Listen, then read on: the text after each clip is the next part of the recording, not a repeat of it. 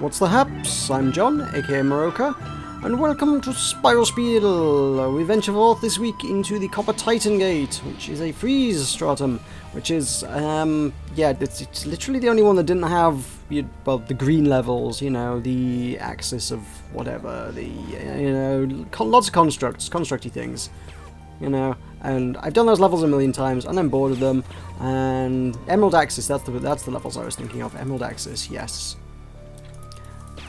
So there were like 3 of the gates all had those levels in them, so I kind of didn't want to do that, so I was like, I will pick the only gate that lets me avoid doing the Emerald Axis.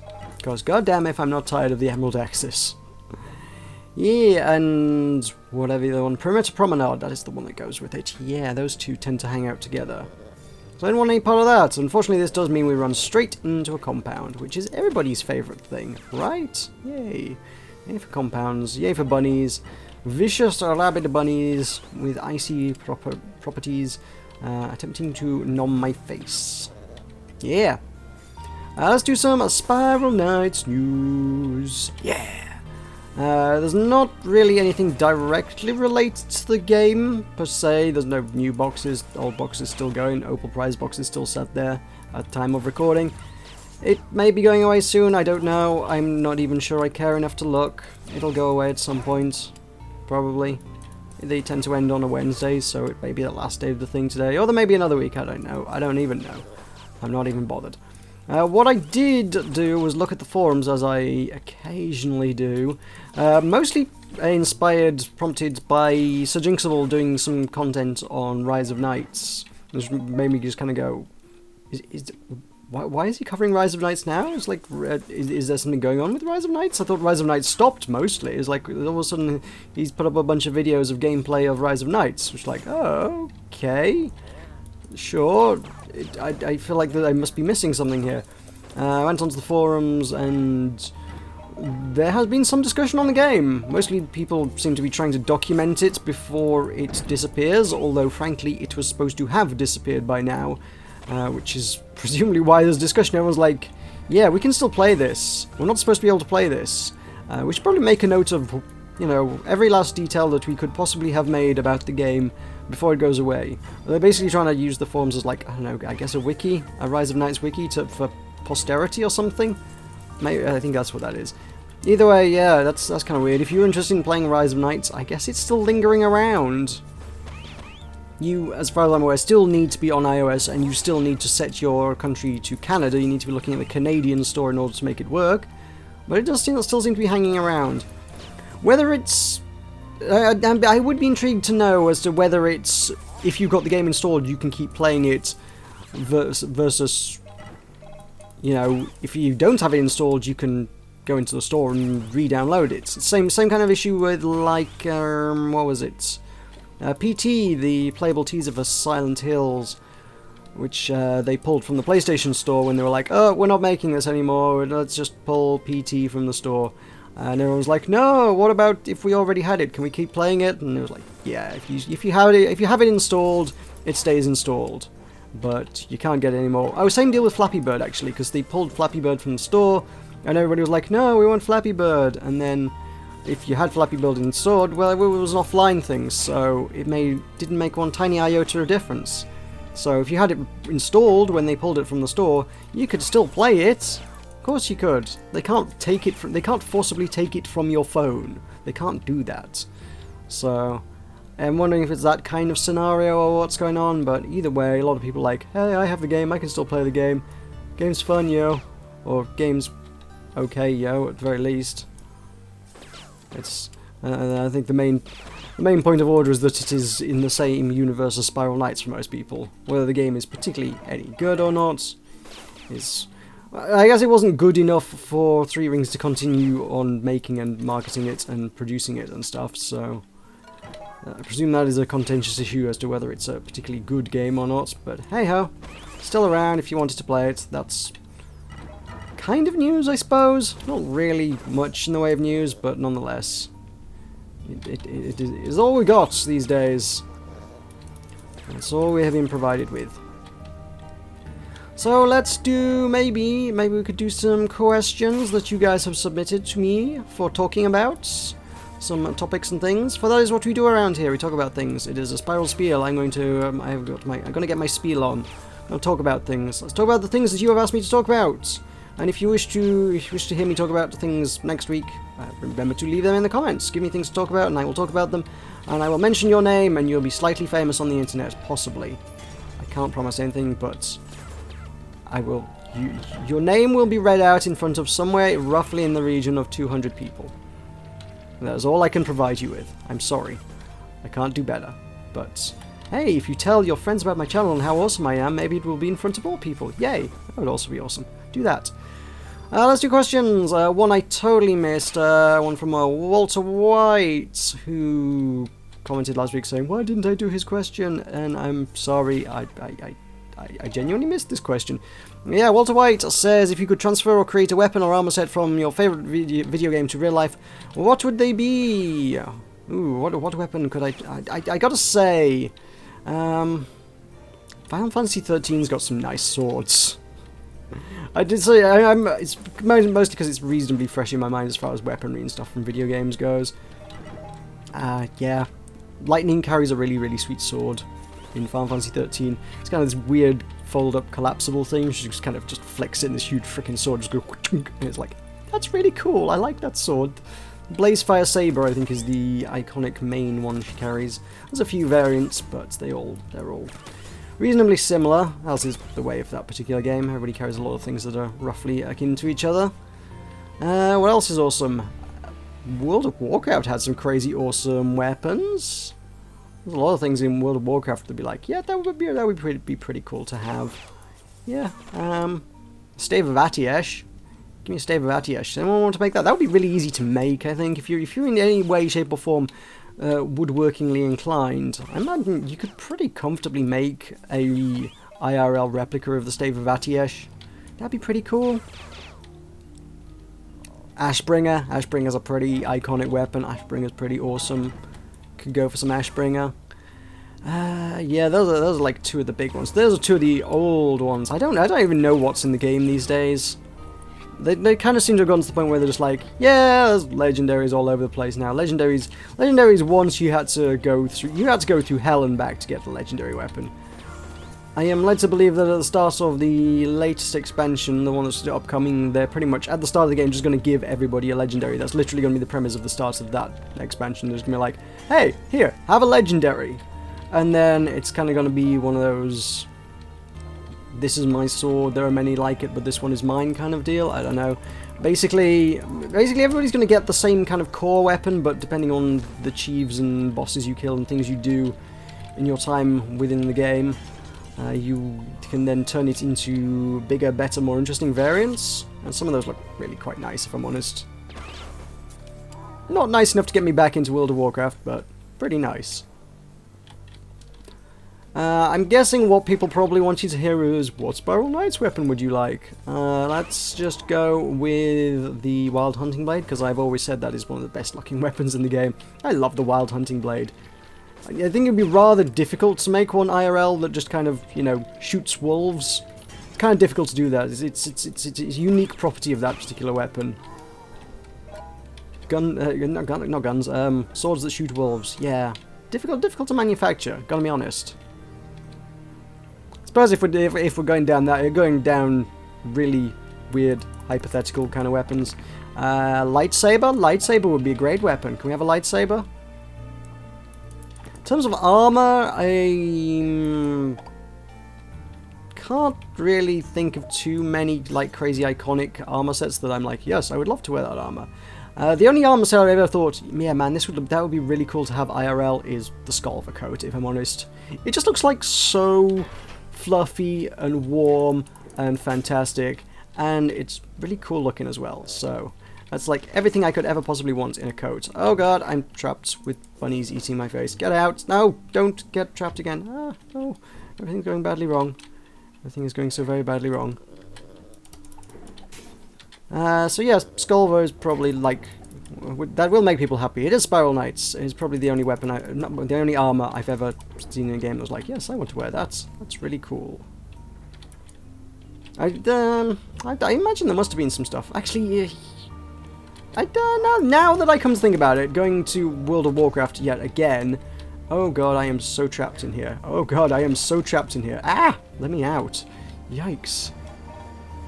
I got some issues with the old frame rate. Too many enemies there, I suppose. Yes. The Tier 4 stroke season... Tier 4 PvE content stroke Season 1 PvP content Druid gear from World of Warcraft was pretty cool. I kind of liked that. It came in the white variant for PvE and the red variant for PvP, and I at that time was kind of a little bit into PvP, so I had most of the red set.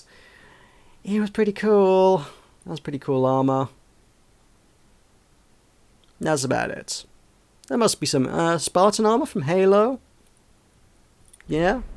I like this. The question did specifically say from your favorite video game, which is like, oh, I have to pick one and then transfer weapons and armor from it. I've sort of expanded upon that a bit by talking about many video games. Yeah. So, yeah, I don't know. If I had to pick my favorite video game, I don't know. Well. That's the tough one. That is the eternal tough question. I guess once upon a time I would have sworn blind it was Unreal Tournament. There have been many games that I would argue would come close these days. And some of those games don't have weapons and armor because they're not games about killing people and fighting stuff. So, in those particular instances, that's not particularly applicable. I mean, To the Moon, it doesn't have any fighting. Always Sometimes Monsters does not have any fighting. Those are two of my all-time top-notch, absolute most favourite games in recent years. What am I looking for here? I'm staring at this like I've gone to the fridge and can't find what I want to eat. That's what I want. It's Paladin. Yes.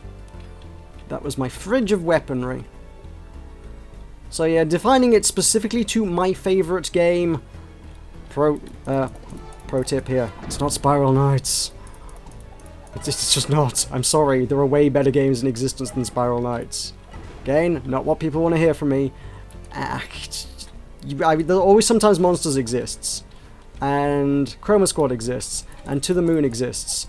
And Brothers: A Tale of Two Sons exists. These games are, like, incomparably good. You can't... Yeah, and most of them don't have fighting. So, yeah. Chroma Squad does have things, but most of those are like silly cardboard Power Ranger stuff, so they're kind of not even particularly... They're not even particularly good weaponry. I don't remember any weapons or armor from that were like super iconic, because they weren't. The characters always looked mostly the same. So, yeah. Anyway, I think I've dwelled on that enough.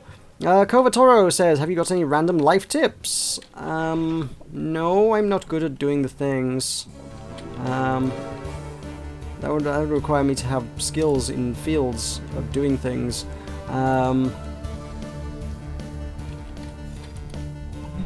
I guess a good bit of advice I once read on Reddit that I have kind of taken to heart in my life a little bit, which is when investing in products for yourself, the things in life that are really worth paying that extra bit of money for, the things that separate you from the ground, broadly speaking. You just say you should pay good money for a bed, you should pay good money for your shoes, and you should pay good money for your chair. Those things you're going to be sat on or in, or, you know, generally keeping you separate from the concrete upon which you stand, or whatever the heck you're stood on, most of the time. You're going to be spending, in most people's instances, 6 to 8 hours a day in your bed. You probably want to spend some money on that. Do I have any pills? I have one pill. Ugh.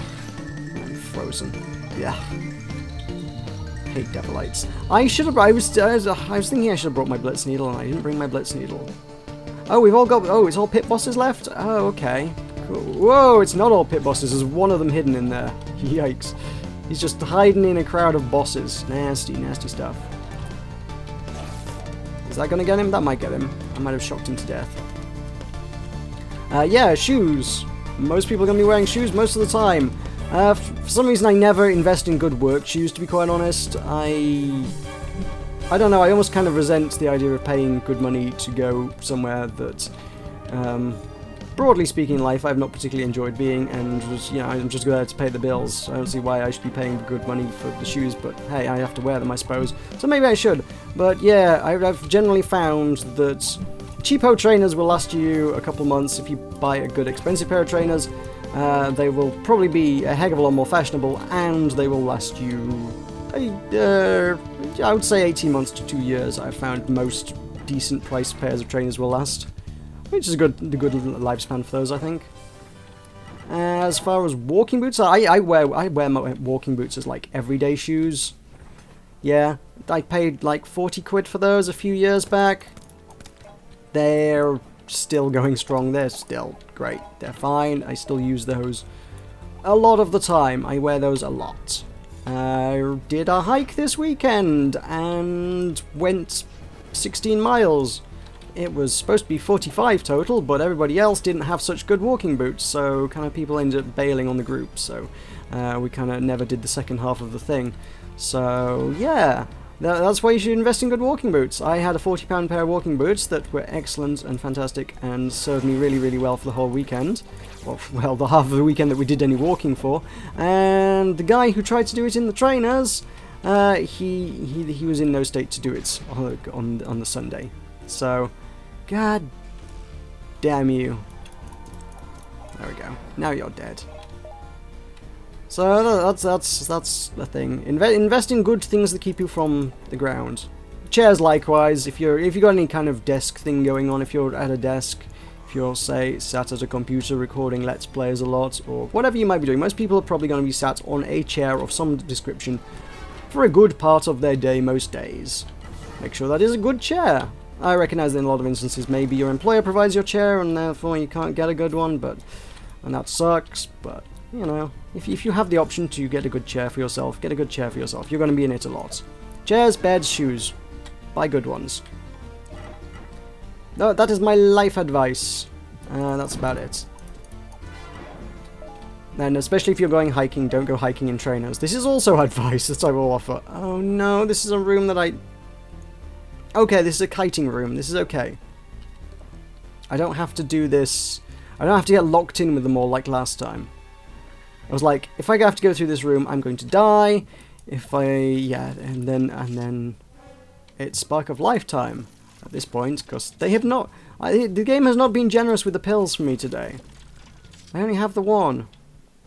What the heck? Okay, let's do that. I know I'm not even using my piercing weapon, but I want the ranged attack. I just want to be able to take things out at range. Okay, there's some hearts. Get out of here. Ow! God, those bloody tridents. Okay, I'm going to have to heal up now. Oh, I hate Devilites so much. The snowballs are fine. These guys are the ones that are really nasty. Snowballs you can just kind of dodge and they're not really a big threat.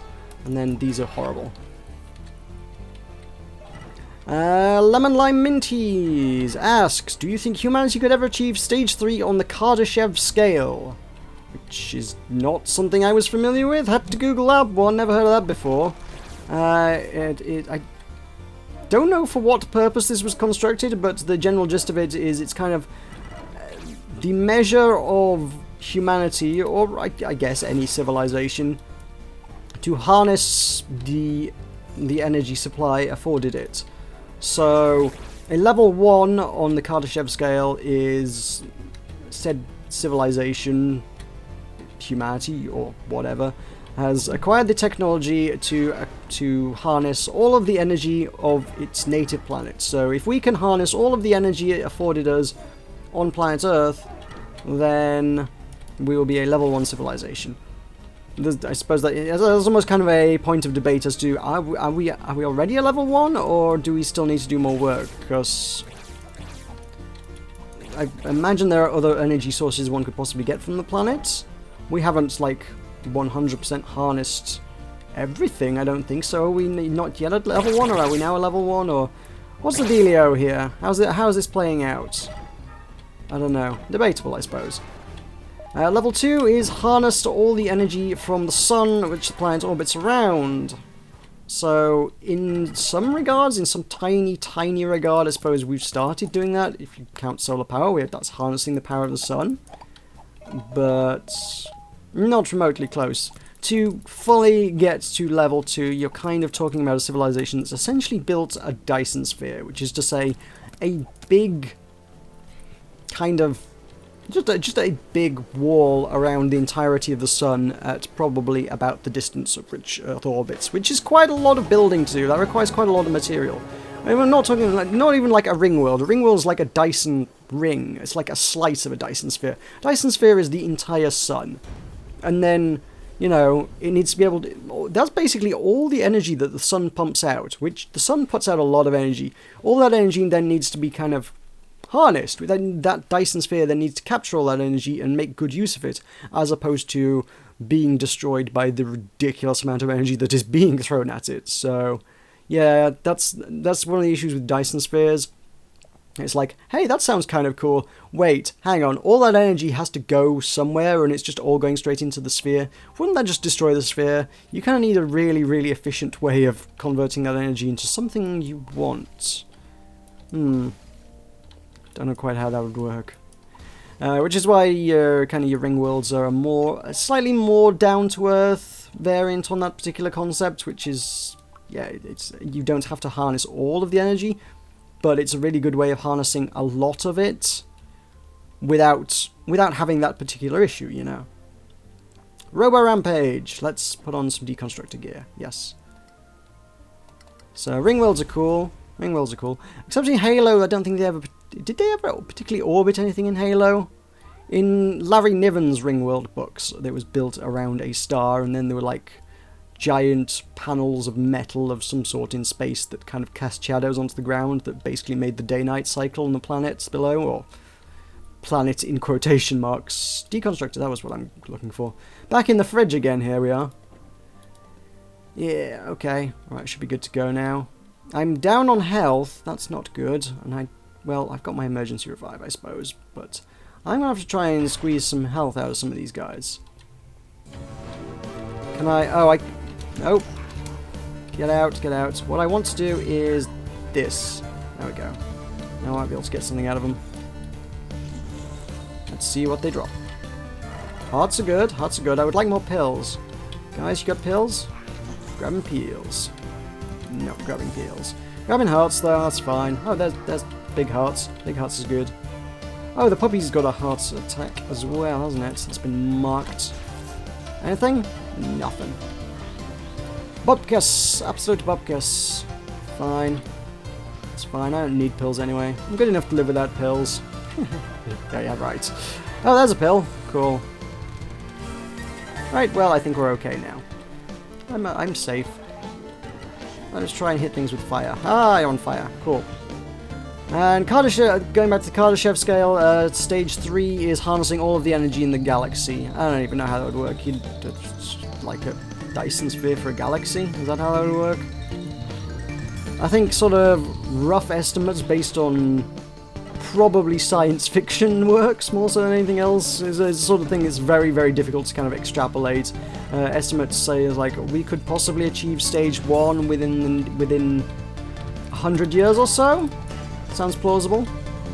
We could achieve stage 2 within... Oh god, what were the figures? I remember reading the figures on Wikipedia. I think it was stage 1 in 100 to 1,000 years, stage 2 in like 10,000 or so years, and then stage 3 you'd be looking at like 100,000 to 1,000,000 years, sort of, approximately, you know, give or take. You know, and given how much doom and gloom we've been about on this season so far about how humanity's about to destroy everything, yeah, we need to... If we can survive that 100 to 1,000 years and harness all the energy on our planet, we might be better placed to actually ever attempting to reach stage 2. But right now, we need to deal with the issue of not wiping ourselves out in order to try and achieve stage 1. Could we ever achieve stage 3? Again, yes. If humanity manages to basically leave this planet. If humanity ever manages to leave this planet, that would be a pretty dang good start on things. If humanity can colonize Mars, and from there colonize other parts of the solar system, and from there develop some manner of interstellar travel and colonize others, yeah, literally the only thing stopping us would be some crazy sort of sci-fi interstellar war with some alien civilization vastly superior to us, which thus far we have no evidence particularly exists. We, as far as we're aware, have the galaxy to ourselves, so we would be uncontested, and, you know, even if we did completely and utterly screw up one planet, yeah, we got more planets, right? That's how that works. I think it's something I've quoted a few times, which I think is an Isaac Asimov thing, which is basically for humanity as a species to achieve immortality, they need to basically colonize other planets. We need to leave Earth. If we, us, humanity can do that, then yeah, there's no reason humanity shouldn't live on for millennia, many millennia. The Foundation series, which I'm reading through the second half of the Foundation series, but I don't know, I never seem to find the time to read books anymore. When I have spare time, I'm just like, video games these days. I'm really bad about reading these days. I used to be really into books, and I don't know why. I haven't read much lately. But yeah, the Foundation series is kind of set in Isaac Asimov's collected works. It spans quite a lot of human history, I suppose. Human future history? I don't know. Speculative future. I'm not sure what the right term for that would be, but either way, it spans millennia. And, you know, sort of at the foundation stage of things, there's a lot of it's like, oh, they talk about Earth as being this mythical planet that only exists in myths and legends. Earth has long since been lost to the record books. No one knows where Earth is, or even whether it ever existed at all. It could just be a fairy story told to keep kids quiet on a night. Kids are going to go to sleep. Better tell them a story about Earth and how wonderful Earth used to be. Because nobody knows about Earth. It is purely a legend. So long has it been since humanity was still on it. So yeah, in that particular universe, humanity has pretty much got the run of the galaxy, and yeah. There are wars, there are interplanetary wars, but, you know, nothing that wipes out. It would be very, very difficult to wipe out a civilization that spanned entire galaxies. It would be incredibly difficult to do such a thing. So if we could do that, yes, ultimately, at some point on the timescale, yes, we could achieve that. The stage 3 on the Kardashev Scale. I'm still not rightly sure what the whole point of that scale is, mind you. It's an interesting kind of thought experiment, and maybe that's all there is to it. Maybe that's all there needs to be to it. It's kind of an interesting thing to think about, but what does it prove to us or to anybody, or what does it mean? What relevance does it have to anything? I don't know, if we can say, yes, humanity is level 1, the Council of Interplanetary Elders does not award humanity a little certificate that they can frame on the wall that says, this is to certify that humanity has achieved their level 1 in the Kardashev scale and is now qualified to harness all of the energy from their planet and begin training to undertake the level 2 qualification in 10,000 years' time. Nobody's going to give us that. So yeah. Kind of an odd kind of state of affairs, but an interesting one to think about, I suppose.